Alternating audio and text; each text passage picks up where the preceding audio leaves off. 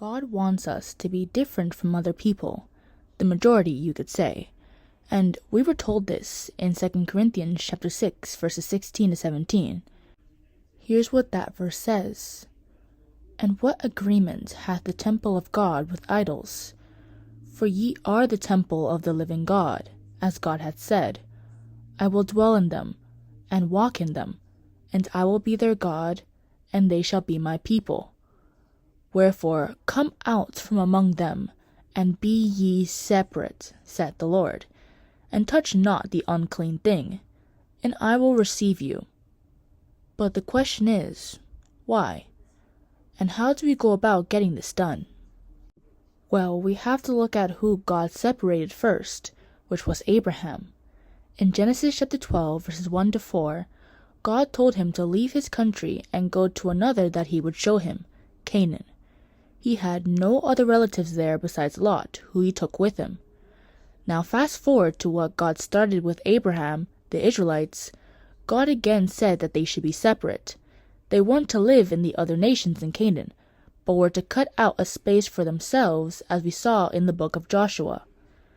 The reason for all of this was that those from outside weren't righteous. In Numbers chapter 25, verses 1 to 3, when the Israelites were near Moab, they forsook God and joined themselves with them. They had sex with their people and served their god, Baal. This is the exact reason why God wanted the Israelites to be separated from the outside nations, so they wouldn't be influenced by them. But this is just physical separation.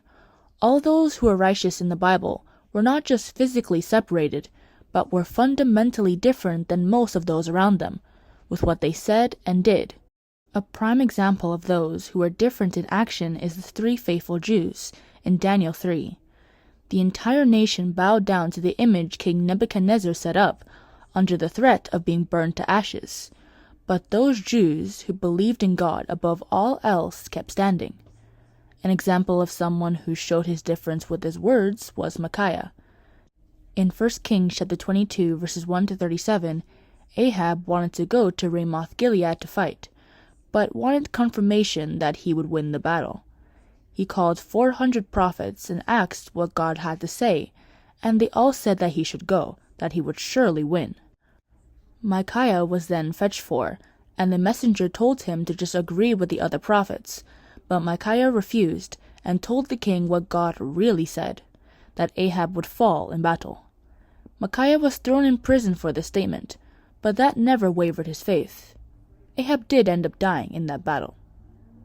But now, what can we do in our own time to show our difference in our service to God? We were also told to be the light of the world in Matthew chapter 5, verses 14 to 16, to show what we could have instead of physical possessions and such like. However, how can we be that light when we ourselves are sitting in darkness?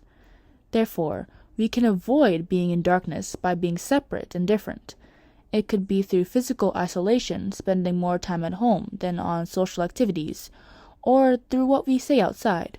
Do we represent God in our speech, or is he not present to begin with? The former should be the goal that we work towards. There's also being different in action, choosing to make God a part of our lives every day instead of only on Sunday. The opinions we hold should also align with what we see in the Bible. This is so that, as we're being judged for our actions in these last days, we'll be found as the faithful and wise servant in Matthew chapter 24, verses 45 to 47. Who then is a faithful and wise servant, whom his Lord hath made ruler over his household, to give them meat in due season? Blessed is that servant, whom his Lord, when he cometh, shall find so doing. Verily I say unto you, that he shall make him ruler over all his goods. But that's the end of this video. If you have any comments, put them in the comment section below. And to support my channel, you can subscribe, hit the like button, and hit that notification bell so you'll be notified of when I post again. Have a great day, and I'd love to see you soon.